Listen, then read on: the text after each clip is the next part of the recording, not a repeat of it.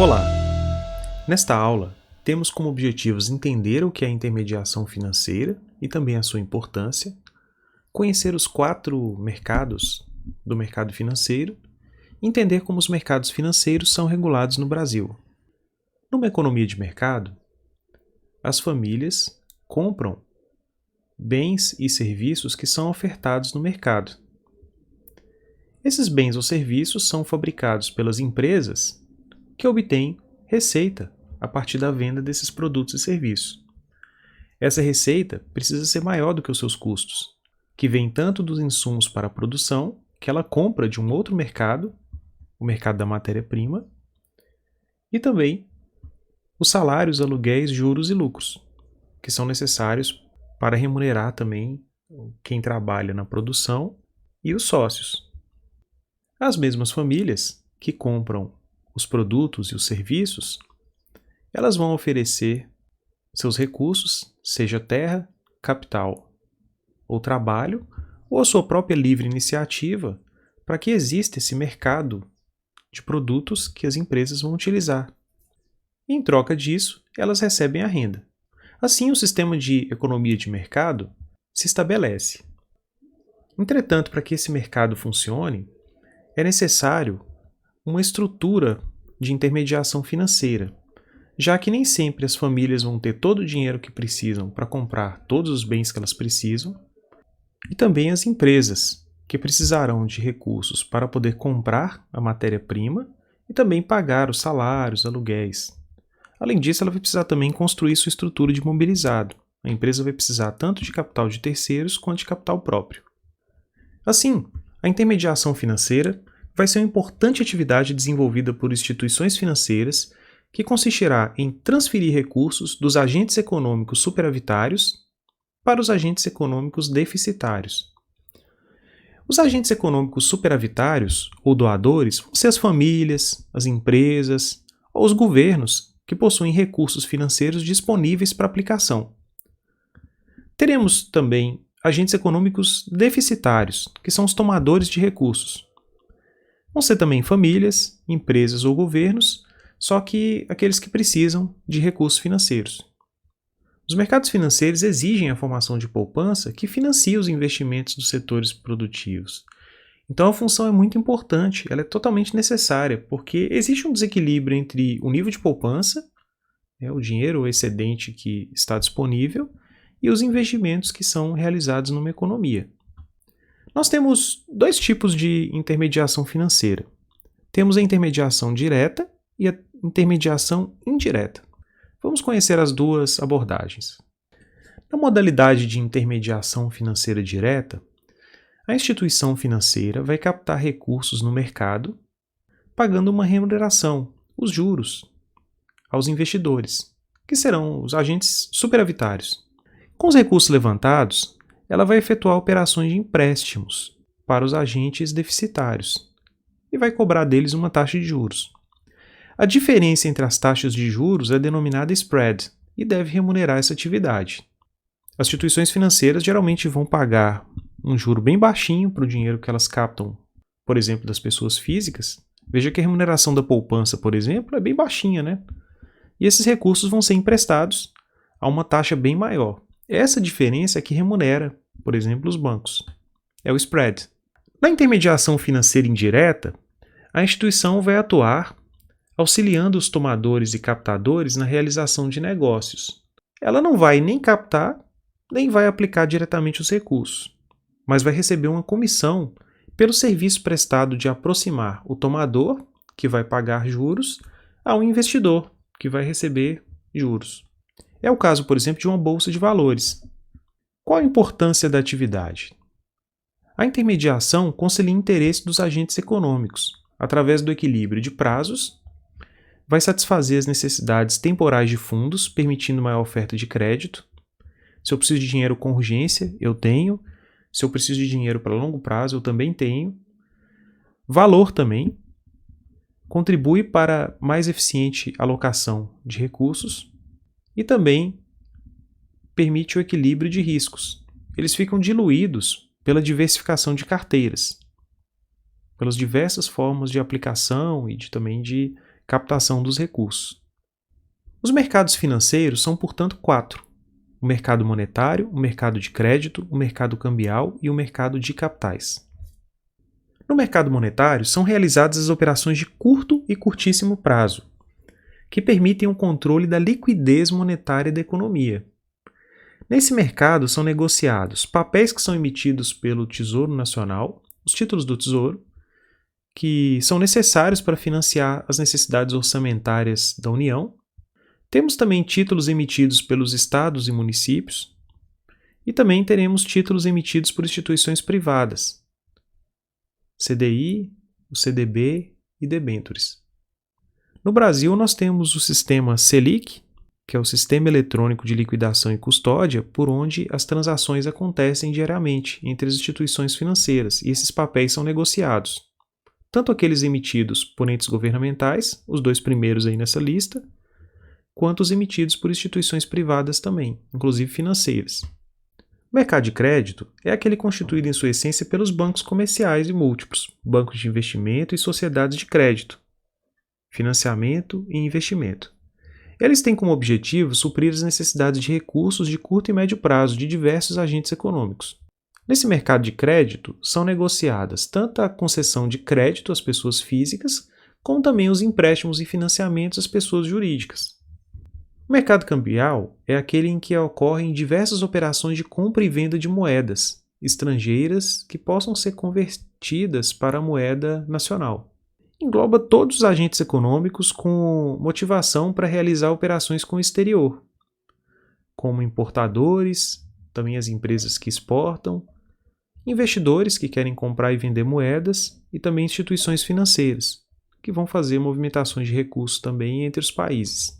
Por último, temos o mercado de capitais, que é a principal fonte de recursos para investimentos da economia.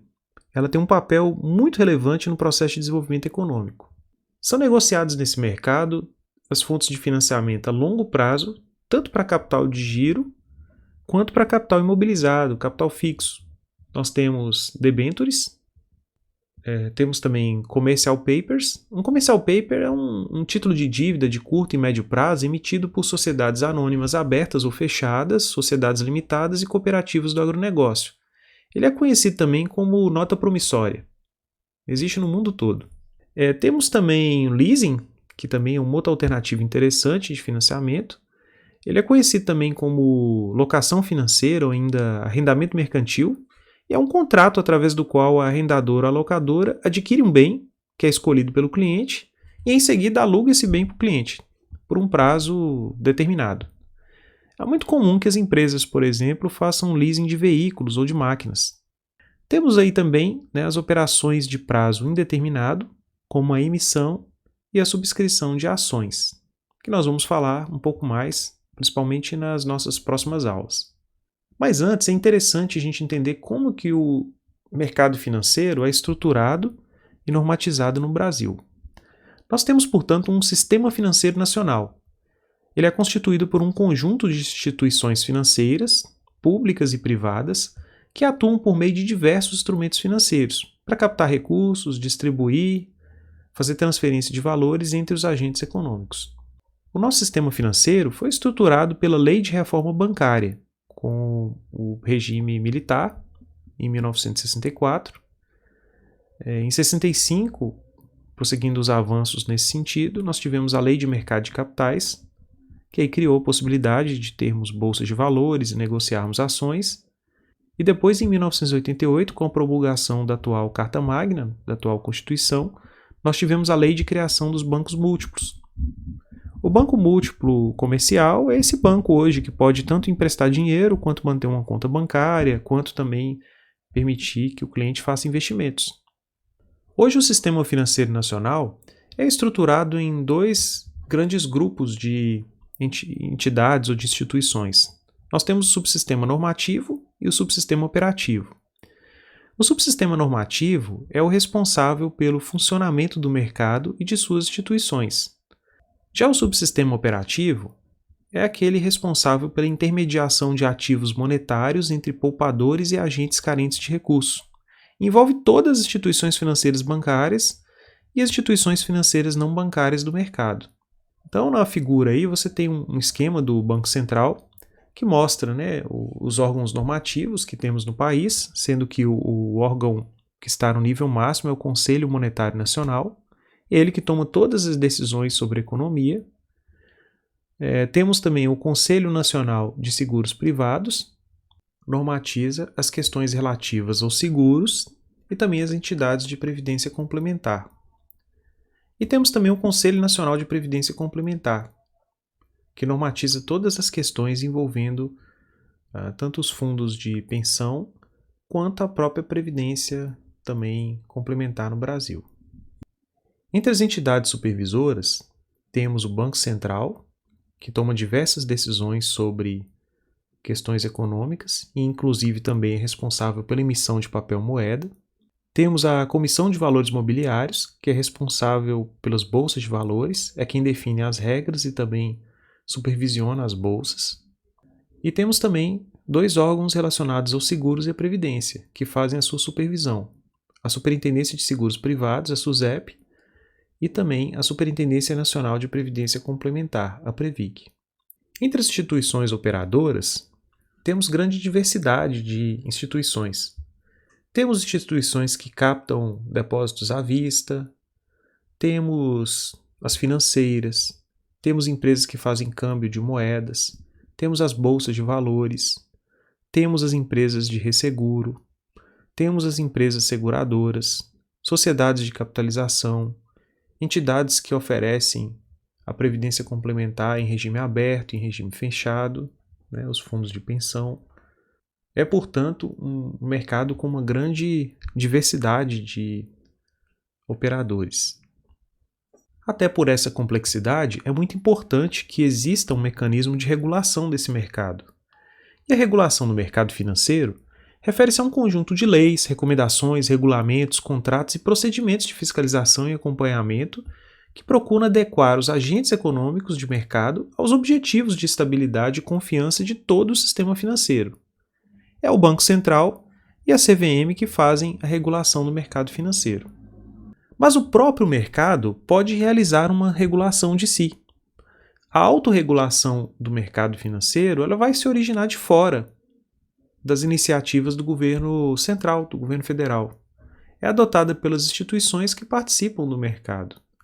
Então, hoje nós temos mecanismos de autorregulação da Bolsa de Valores, no caso do Brasil, a B3, o BNDES, as próprias associações de bancos de investimentos e também as associações de bancos comerciais e múltiplos, como a Ambima, que é a Associação Brasileira de Entidades dos Mercados Financeiros de Capitais. Certo, mas o que motiva a regulação do mercado?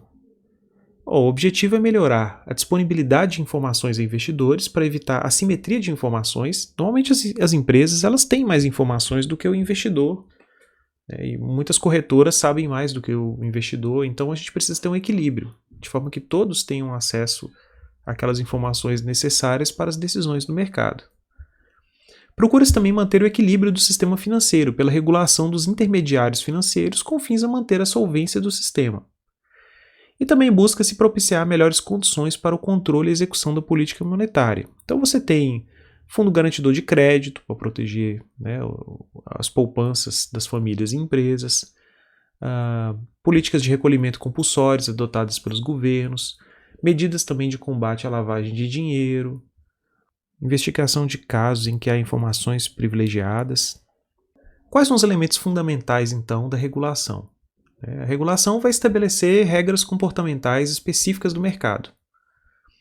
A fiscalização já vai ser a atividade de verificar se essas regras que a regulação estabeleceu estão sendo atendidas pelos agentes. Já a supervisão é a atividade que vai acompanhar, monitorar a atuação operacional dos participantes do mercado. Nós temos vários exemplos interessantes de regulação no Brasil. A criação do novo mercado na Bolsa de Valores, a B3, é um exemplo. O novo mercado foi um segmento de listagem na Bolsa com o objetivo de proporcionar uma inserção aos poucos, gradual, de pequenas e médias empresas no mercado de capitais, servindo como uma espécie de vitrine. A partir dele, a B3 possibilita captações menores, destinadas a poucos investidores e com perspectivas de retorno a médio e longo prazo.